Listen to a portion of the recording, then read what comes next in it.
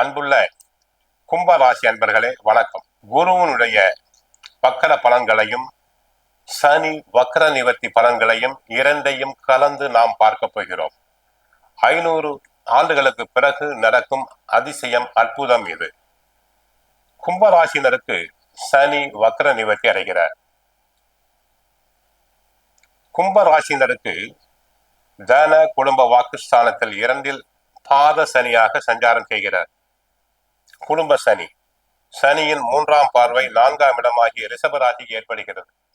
7ஆம் பார்வையாக 8ஆம் இடமான கன்னி ராசிக்கும் 10ஆம் பார்வையாக மீன ராசி ஏற்படுகிறது. ஆக சனியை குரு பார்ப்பதால் சங்கடங்கள், தொல்லைகள் மறையும். பொறுமை மற்றும் தங்களுக்கு தேவை. இருந்தாலும் 7.5 சனிதான். வண்டி வாகனத்தில் செல்லும் போது கவனம். தொழில் துறையில் அதிக முதலீடுகள் வேண்டாம். அகலக்கால் வைக்குதல் வேண்டாம். பிறருக்கு கடன் வாங்கி கொடுத்தல் கூடாது. குருவினுடைய பயிற்சி வக்கர பலன்களை பார்க்கலாம். குரு இதுவரை சாதகமாக 5ஆம் இடத்தில் இருந்தவர் 6ஆம் இடமாகிய கடக ராசியில் வக்கரம் அடைந்துள்ளார். இதுவரை சாதகமாக உள்ளவர் பாதகமாக உள்ளார். எந்த ஒரு காரியத்தையும் யோசித்து செய்தல் வேண்டும். திட்டமிட்டு செயல்படுதல் வேண்டும். குரு 5ஆம் பார்வையாக 10ஆம் இடமாகிய விருச்சிக ராசியை பார்ப்பதால் தொழில் துறையில் ஓரளவு முன்னேற்றம். கூட்டாளிகள் அனுசரணையாக இருப்பர், லாபம் பெருகும். 7ஆம் பார்வையாக 12ஆம் இடமான மகர ராசியை பார்க்கிறார். கணவன் மனைவி இடையே சில சமயங்களில் கருத்து வேற்றுமை, சில சமயங்களில் கருத்து ஒற்றுமை உண்டாகும். 9ஆம் பார்வையாக மீனராசியில் உள்ள சனியை பார்க்கிறார். 7.5 சனியினுடைய கெடுதல்கள் குறைகிறது. உடல் ஆரோக்கியத்தை பொறுத்தவரை அதிக அலைச்சலால் சோர்வு, அசதி வந்து விலகும். ஞாபக மறதி பெருகும். அடிக்கடி ஞாபக மறதி உண்டாகும். குடும்பத்தில் உள்ளவர்களால் மருத்துவ செலவுகள் தங்களுக்கு உண்டாகும். பிள்ளைகள் வழியில் சுப செலவுகள் ஏற்படும். குடும்பம் பொருளாதார நிலையை பொறுத்தவரை கணவன் மனைவி அனுசரணை தேவை. யாரிடமும் யார் வாக்குவாதம் செய்தல் கூடாது. சுபகாரியம் நடைபெறும். ஆடம்பர செலவுகளை குறைத்தல் வேண்டும். அனாவசியமாக பொருட்களை வாங்கக்கூடாது. தேவையில்லாமல் பிரயாணம் செய்தல் கூடாது. கொடுக்கல் வாங்கலை பொறுத்தவரை தரகு, கமிஷன், ஏஜென்சி ஓரளவு லாபம். கொடுக்கல் வாங்கல் சில சமயம் நம்பியவர்களே தங்களுக்கு துரோகம் செய்வர். எச்சரிக்கை தேவை. வம்பு வழக்குகளில் சாதகமான நிலை உண்டாகிறது. தொழில் வியாபாரத்தை பொறுத்தவரை சிறு சிறு சங்கடங்கள், அகலக்கால் வைத்தல் வேண்டாம். 7.5 சனி முடிவடையும் வரை இன்னும் சிறிது நாட்களுக்கு அகலக்கால் வைக்க வேண்டாம். தொழில் துறையில் அதிக முதலீடுகள் வேண்டாம். அரசு வழியில் பிரச்சனைகள் வந்து சேரலாம். உத்தியோகத்தை பொறுத்தவரை அனுசரிப்பு தேவை. உயர் அதிகாரிகளை பகைத்து கொள்ளுதல் வேண்டாம். அரசியல் துறையை பொறுத்தவரை அரசியல் சம்பந்தப்பட்ட கிரகங்கள் சாதகமாக இருப்பதால் தங்களுக்கு நியாயமாக கிடைக்க வேண்டிய பதவி உயர்வு கிடைக்கும். தங்களின் ஆலோசனைகள் ஏற்கப்படும். மக்களிடையே புகழ், செல்வாக்கு பெருகும். விவசாயத்தை பொறுத்தவரை சுமார் தான், ஆனால் கையை கடிக்காது. கலைஞர்களுக்கு வாய்ப்புகள் சுமார். அடிக்கடி வெளியூர், வெளிநாடு சென்று வரலாம். பெண்களுக்கு சுபகாரியம் நடைபெறும். இதுவரை தரங்களான தாமதமான காரியங்கள் நல்ல விதமாக நடைபெறும். வீடு, மனை வாங்கலாம். மாணவ மாணவர்களுக்கு படிப்பில் கவனம் தேவை. கெட்ட சகவாசம் கூடாது.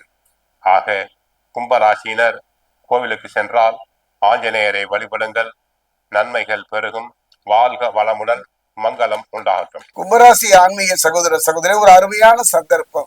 பக்தி கிளிட்ஸை பொறுத்த வரைக்கும் குரு பயிற்சி, சனி பயிற்சி, ராகு கேது பயிற்சி நான் தொடர்ந்து பேசி வந்தாலும் கூட எந்த விதமான நற்பலனையும் எந்த விதமான முன்னேற்றையும் சந்திக்க முடியாத ஒரு சூழ்நிலையை சந்தித்தீர்கள்.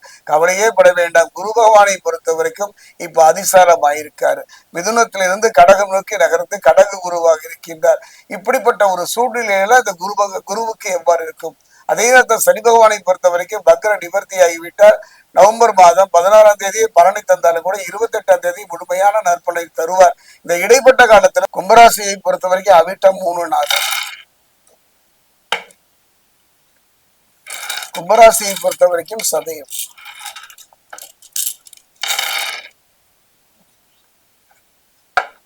கும்பராசியை பொறுத்த வரைக்கும் பூரட்டாதி 1, 2, 3.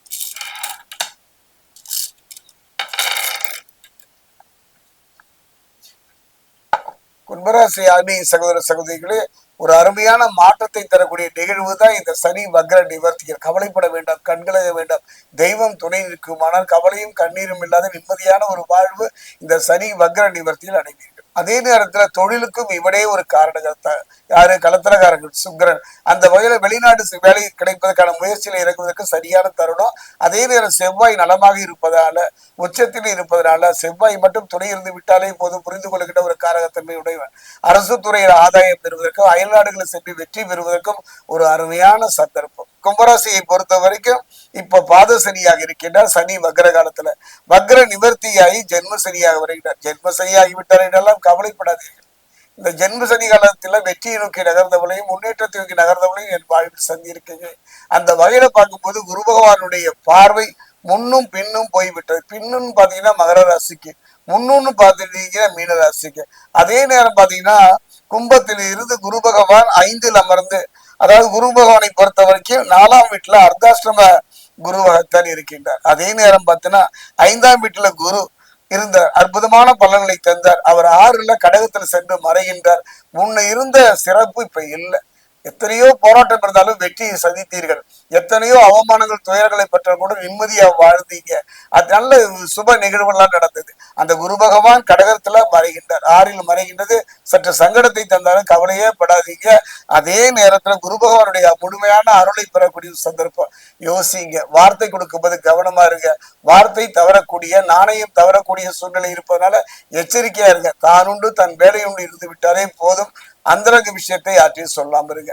அந்த வகையில ஒரு அருமையான சந்தர்ப்பம். தேவகுரு கைவிட்டாலும் கூட அசுரகுரு கலத்திரக்காரர்கள் துணை இருப்பதனால எதை பற்றியும் கவலைப்பட வேண்டாம். திருத்தணி பாதசனீஸ்வரரை வழிபட்டு திருப்பதி போகின்ற வழியில அப்பயம் உண்டான ஒரு இடம், அந்த ஆலயத்தில் இருக்கக்கூடிய பெருமாளை மனமுருக வழிபடுங்க. காரணம் என்னன்னா இந்த காலகட்டம், அதாவது அர்த்தாஷ்டம குரு காலகட்டம். அது மட்டும் கிடையாது, கும்பராசினிக்கு ஜென்ம சனியா இருப்பதனால இந்த பெருமாள் இவர் அபயகஸ்தத்தோடு இருக்கின்றார். இவர் பாதம் சென்று வழிபடுகிறீர்களா, இவரை மாதிரி காப்பாற்றுறது யாரும் இல்லை. நாம் துன்பத்தையும் துயரத்தையும் கடந்து போகின்ற ஒரு தோணியாக இந்த அப்பயம் உண்டாவிருக்கக்கூடிய பெருமாள் துணை செய்வார். கவலைப்பட வேண்டாம். பக்தி கிளிட்ஸ் நேயர்களுக்கு வணக்கம். நான் டாக்டர் தீபா லாலன். இன்னைக்கு நம்ம என்ன டாபிக் பத்தி டிஸ்கஸ் பண்ண போறோம் அப்படின்னா, குரு பகவான் வக்ரகதி அடைகிறார். அந்த குரு பகவான் வக்ர பயிற்சியினோட பலன்களோ, சனி பகவான் வக்ர நிவர்த்தி அடைகிறார். இதனால என்ன மாதிரி நற்பலன்கள் வரப்போகுது உங்க ராசிக்கு அப்படின்றத நேரம் வீண் பண்ணாம சட்டுன்னு பார்த்துடலாம் வாங்க. கும்பராசி அன்பர்கள், உங்களுக்கு இந்த குரு வக்ர பயிற்சி, சனி வக்ர நிவர்த்தி என்னென்ன மாதிரி பலன்களை கொடுக்க போகுது அப்படின்னா, ஃபர்ஸ்ட் பாருங்க, நம்ம இந்த வக்ர பயிற்சியோட ஃபர்ஸ்ட் பகுதி பார்த்துக்கலாம். அதாவது நவம்பர் 11 டு டிசம்பர் 5, 2025 வரைக்கும் குரு பகவான் வக்ரகதி அடைகிறாரு. இது பாத்தீங்கன்னா கடகத்துல வக்ரகதி அடைகிறது உங்களுக்கு 6ஆம் பாவம் அப்படின்னு சொல்லலாம். 6ஆம் பாவம் அப்படின்றது ருண ரோக சத்ருஸ்தானம். இந்த கடன்ல இருந்து விமோச்சனம், நோயில இருந்து ஒரு விடுதலை, எதிரிகள் அப்படின்றதே இல்லாம போயிடுவாங்க. இதை கொடுக்கக்கூடிய பாவம் தான் இந்த 6ஆம் பாவம். இங்க குரு உட்கார்ந்து அந்த மாதிரி பலன்களை தான் கொடுக்க போறாரு. இப்ப வக்ரகதி அடைஞ்சிருக்கிறதுனால அந்த மாதிரி பலன்கள்லாம் வராதா அப்படின்னா, அதே மாதிரி பலன்கள் தான் வரும். இது எல்லாத்தையும் குரு கொடுப்பார். ஆனா நம்ம என்ன பண்ணணும் அப்படின்னா, கடன் இருந்துச்சுங்க, எங்களுக்கு பூர்வீக சொத்து இருந்துச்சு, அதை வியாபாரம் பண்ணி கடன் அடைச்சிட்டோம், சந்தோஷம். இப்ப நாங்க புதுசா பாத்தீங்கன்னா ஒரு பிசினஸ் தொடங்குறோம். அதுக்கு எங்களுக்கு ஒரு 2 லட்சம் ரூபாய் இருந்தா ஒரு சிறு தொழில் தொடங்கலாம்னு நினைக்கிறோம். நாங்க பேங்க்ல போய் கேட்கிறோம், 4 லட்சம் ரூபாய் கொடுக்குறேன்னு சொல்றான். எங்களோட சிபில் ஸ்கோரை பார்த்து, இல்ல 10 லட்சம் ரூபாய் கொடுக்குறேன்னு சொல்றான். நாங்க பாருங்க, கொடுக்கறதே கொடுக்குறான், 10 லட்சம் ரூபாய் கொடுக்குறான். அதனால நாங்க பிசினஸ் பாத்தீங்கன்னா ஒரு இன்டீரியர் டெக்கரேட் எல்லாம் பண்ணி கொஞ்சம் கிராண்டா நிறைய செலவு பண்ணி ஆரம்பிக்கலாம்னு நினைக்கிறோம் அப்படின்னா அது வேண்டாம். இஃப் இட் இஸ் நெசசரி அப்படின்னா அந்த அளவுக்கு கடன் வாங்குங்க. நெசசரி இல்லைங்க, நாங்க ரொம்ப சிம்பிளா எளிமையான முறையில ஒரு 2 லட்சம் ரூபாயில வச்சுக்கிறோம், அதுவே போதும் அப்படின்னா எந்த அளவுக்கு போதுமோ அந்த அளவுக்கே கடன் வாங்குங்க, மிச்சம் வாங்காதீங்க. மிச்சம் வாங்கினா என்னங்க ஆகும், நமக்கு கொஞ்சம் ட்ராப் ஆகிறதுக்கு வாய்ப்பு உண்டு. திருப்பி நம்மளால செலுத்த முடியலையே, ஏன்டாப்பா வாங்கினா அவன் கொடுக்குறானேன்னு வாங்கிட்டோமே, தப்பா போச்சே, நம்ம வாங்காம இருந்திருந்தா நல்லா இருந்திருக்குமே அப்படின்ற மாதிரி ஒரு மன ரீதியான குழப்பங்கள் பிற்காலத்துல வரத்துக்கு வாய்ப்பு உண்டு. ஸோ ரொம்ப சிம்பிள், தேவையான அளவுக்கு வாங்குங்க, செலவை சுருக்கிக்கோங்க அப்படின்றது ஞாபகம் வச்சுக்கோங்க. அதே மாதிரி சனி பாத்தீங்கன்னா பாத சனியா இருக்கான். பாத சனியா இருக்கவன் வக்ரகதி அடைஞ்சிருக்கான். நவம்பர் மாதம் 27ஆம் தேதி வரைக்கும் வக்ரகதியில இருப்பான். நவம்பர் 27 வக்ர நிவர்த்தி அடைஞ்சிடும். குருனோட பார்வை டிசம்பர் 5 வரைக்குமே அவர் மேல இருக்கு. அப்ப இந்த பாத சனி ஆல்மோஸ்ட் நல்லிஃபை ஆயிடுறான் டிசம்பர் 5 வரைக்கும். உங்களுக்கு பெருசா எந்த விதமான கெடுபலன்களும் அவன் கொடுக்க மாட்டான். இது முற்பகுதியில.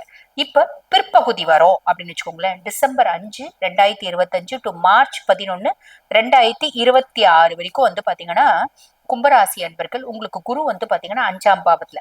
5ஆம் பாவம் அப்படின்றது பூர்வ புண்ணியஸ்தானம், புத்திரஸ்தானம். பூர்வ புண்ணியஸ்தானம் புத்திரஸ்தானத்துல குரு இருக்கிறது அப்படின்றது ரொம்ப நல்ல விஷயம். ஆனா இப்ப வக்ரகதி அடைஞ்சிருக்காரே, அதனால என்னென்ன மாதிரி இம்பாக்ட்மா வரும் அப்படின்னா பெருசா எந்த இம்பாக்டும் வராது. எல்லா விதத்திலயும் நல்லது, பூர்வீகம் சார்ந்து நல்ல விஷயங்கள் அப்படின்றது வரும். பூர்வீகம் சார்ந்து நம்மளுக்கு பல விதத்துல ஒரு ஆதாயம் அப்படின்றது வரும். பியாண்ட் தட் இப்ப ஒரு சில விஷயங்கள் நம்ம யோசிப்போம் பாத்தீங்களா, எனக்கு பூர்வீகத்துல நிறைய சொத்து பத்து இருக்குமா, நான் லவ் மேரேஜ் பண்ணிட்டேன் அப்படின்னு எங்க வீட்டுல கொடுக்கவே மாட்டேங்கிறாங்க. நான் போயிட்டு இது எங்க தாத்தா பாட்டி சம்பாரிச்ச சொத்து, இப்ப எங்க அண்ணனுங்களுக்கெல்லாம் பிரிச்சு கொடுத்தாங்க, எனக்கு கொடுக்கவே இல்லம்மா, அதனால நான் போயிட்டு சண்டை போட்டு வாங்கிட்டு வரலான்னு இருக்கேன். போய் வாங்கிட்டு வரலாமா? இந்த காலகட்டம் ஏத்த காலகட்டம் கிடையாது. வெயிட் பண்ணுங்க, அவங்களே கொடுப்பாங்க, இல்ல நம்மளே போய் கூட வாங்கிக்கலாம். கேட்டா டக்குன்னு கொடுக்குற மாதிரி இருக்கும். கேட்டா பெரிய சண்டை போட்டு பெரிய ஆர்ப்பாட்டம் வாங்கி பண்ணி பல முறை அதை அலைஞ்சு திரிஞ்சு அழுது கஷ்டப்பட்டு வாங்குற மாதிரி சுச்சுவேஷன் அப்பயும் வாங்குவோமா, கொஞ்சம் டவுட் இந்த காலகட்டம். அது வேண்டாம். எப்படினாலும் தாத்தா பாட்டி சொத்து உங்களுக்கு வரதான் போகுது, லீகலி அது முடியும். ஸோ இப்போ இந்த காலகட்டம் கொஞ்சம் வெயிட் பண்ணுங்க, ஃபர்ஸ்ட் விஷயம். ரெண்டாவது விஷயம் வந்து பாருங்க, நான் குழந்தையின்மைக்காக வைத்தியம் பண்ணிட்டு இருக்கேன். இந்த காலகட்டம் கூடுமா? நிறைய பேருக்கு வந்து பாத்தீங்கன்னா 2, 3 அட்டம்ப்ட்ல கூடும். ஒரு சிலருக்கு ஒரு 2வது அட்டம் கூடும். ஃபர்ஸ்ட் அட்டம்ப்ட்லயே கூட்டத்துக்கு வாய்ப்பு இருக்கு, ரொம்ப கம்மி. சுய ஜாதகத்துல தசை நல்லா இருக்கு அப்படின்னா ஃபர்ஸ்ட் அட்டம்ப்ட்லயே கூட்டத்துக்கு வாய்ப்பு உண்டு. என் பிள்ளை வந்து பாருங்கம்மா சரியான தொல்லை பண்ணுது, மிஸ் கிட்ட போய் மாட்டி விட்டு செம்ம அடி வாங்க வச்சு புள்ளைய திருத்திடலான்னு பாக்குறேன். இப்ப நீங்க மிஸ் கிட்ட போய் மாட்டி விட்றீங்க அப்படின்னா என்ன ஆகும் அப்படின்னா கடைசி வரைக்கும் உங்க பிள்ளைக்கும் உங்களுக்கும் ஆவாமே போயிடும். ஸோ காத்துட்டு இருங்க. நேரமும் காலமும் சந்தர்ப்பமும் சூழ்நிலையும் சாதகமா வரும்போது குழந்தையே மாறிடும். ரொம்ப சிம்பிள். ஓகேங்களா? சோ இந்த மாதிரி சின்ன சின்ன விஷயங்கள். எனக்கு பூர்வீகத்துல வந்து பாத்தீங்கன்னா சொத்து கொடுத்தாங்கம்மா, அந்த சொத்துல பிரச்சனை இருக்கு. அது வந்து பாத்தீங்கன்னா கோர்ட்ல நாங்க கேஸ் போட்டிருக்கோம், 10 வருஷமா ஓடிட்டு இருக்கு. இந்த காலகட்டம் அந்த கேஸை நாங்க மத்தியஸ்தர்களை வச்சு பஞ்சாயத்து பண்ணி அந்த இத கேஸை முடிச்சிடலாம்னு நினைக்கிறோம். சொத்தை வந்து பங்கிடலாம்னு நினைக்கிறோம். செய்யலாமா? இந்த காலகட்டம் வேண்டாம். செஞ்சா என்ன ஆகும்? குரங்கு ஆப்பத்தை பங்கிட்ட கதை ஆயிடும். மத்தியஸ்தர்கள் அடிச்சு திட்டு போயிடுவாங்க, நம்மளுக்கு பெருசா லாபம் வராது. ஆக இந்த காலகட்டம் இந்த மாதிரி விஷயங்கள் பெருசா நம்ம வந்து செய்யணும்ன்றதை யோசிக்கிறதே வேண்டாம். ரொம்ப சிம்பிள், அவ்வளவுதான். அதுக்கும் மேல 2வது பகுதியில வந்து பாத்தீங்கன்னா இந்த பிற்பகுதியில சனி பாத சனியா இருக்காரு. அவர் மேல குருனோட பார்வை இல்ல. குருனோட பார்வை இல்ல அப்படின்றதுனால சனி ஒரு 20% கெடுபலன்கள் கொடுக்கணும் அப்படின்றத யோசிச்சுட்டே இருப்பான். எங்க கொடுக்கலாம், எங்க கொடுக்கலாம், எந்த காலகட்டம் இவன் ஏமாறான் கொடுக்கலாம் அப்படின்னு யோசிச்சுட்டே இருப்பான். ஆக சனிக்குன்னு உரிய மரியாதை கொடுங்க. எல்லாத்துலயும் கவனம், ஆரோக்கியத்துல முக்கியமா கவனம் அப்படின்றது இருந்துக்கோங்க. ரொம்ப சிம்பிள். ஆக நான் சொன்ன சின்ன சின்ன விஷயங்கள்ல கவனம் அப்படின்னு இருந்தா மட்டும் போதுமானது. ஆரோக்கியம் மட்டும் இல்ல, மத்தவங்களுக்கு வாக்கு கொடுக்கறது, மத்தவங்களுக்கு கையெழுத்து போடுறது, கடன் கொடுக்கறது, இதெல்லாம் வேண்டாம். புரியுதுங்களா? கவனமா இருக்கீங்க இந்த மாதிரி சின்ன சின்ன விஷயங்கள்ல அப்படின்னா இந்த காலகட்டம் உங்களுக்கு நல்லது நடக்கும், நல்லது மட்டுமே நடக்கும். வாழ்த்துக்கள். இப்ப நான் சொன்னது வந்து பாத்தீங்கன்னா உங்க ராசிக்கான ஒரு பொதுவான பலன், கோச்சார பலன். இப்ப எங்களோட சுய ஜாதகத்துல இந்த சனி வக்ர நிவர்த்தி, குரு வக்ர பயிற்சி என்னென்ன மாதிரி இம்பாக்ட கொடுக்க போகுது ரொம்ப துல்லியமா தெரிஞ்சுக்கணும் அப்படின்னாலும் எங்க சுய ஜாதகத்துல நாங்க ஒரு சில முக்கியமான விஷயங்களை முடிவெடுக்கும் தருணத்துல இருக்கோம். அதனால சுய ஜாதகத்தை அனலைஸ் பண்ணிக்கணும் அப்படின்னு விருப்பப்பட்டாலும் நான் பேசிட்டு இருக்கும்போது என்னோட வாட்ஸ்அப் நம்பர் கொடுத்துருப்பாங்க, அந்த வாட்ஸ்அப் நம்பருக்கு கால் பண்ணி அப்பாயின்மெண்ட் ஃபிக்ஸ் பண்ணி என்கிட்ட பேசிக்கலாம். தேங்க்யூ. கும்பராசி நேயர்களே, உங்களுக்கு உண்டான சனி வக்ர நிவர்த்தி பலன் தான் சொல்ல போறேன். உங்கள் ராசிக்கு 2ஆம் இடத்திலே சனி வக்ர நிவர்த்தி பெற்றிருக்கிறார். வக்ரமா இருந்தாரு, இப்ப வக்ர நிவர்த்தி பெற்றுட்டார். அப்பொழுது உங்கள் ராசிபதியும் சனி பகவான் தான். அதனால பெரும்பாலும் தீமையை செய்ய மாட்டார், நன்மை தான் செய்வார். இருந்தாலும் அவர் தரக்கூடிய பலாபலனை கொடுத்து விடுவார். அந்த வகையில பார்க்கும் பொழுது 2ஆம் இடத்துல இருக்கும் சனி பகவானால் உங்களுக்கு சில பணத்தட்டுப்பாடு ஏற்படும்.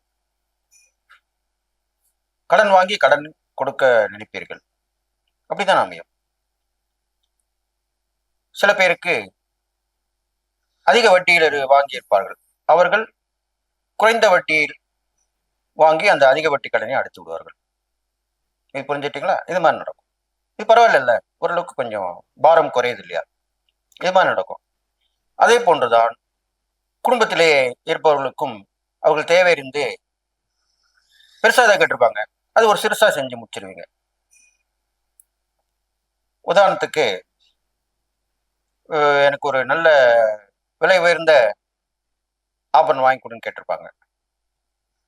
உடை வாங்கி தரணும்னு கேட்டிருப்பாங்க. அதே போன்று சற்று குறைய விலை குறைந்து ஆனால் பார்ப்பதற்கு நன்றாக இருக்கக்கூடிய அளவுக்கு உண்டான ஆடையாக இருந்தாலும் சரி, ஆபரணங்களும் வாங்கி கொடுப்பீர்கள். அப்படி வாங்கி கொடுத்துடலாம்.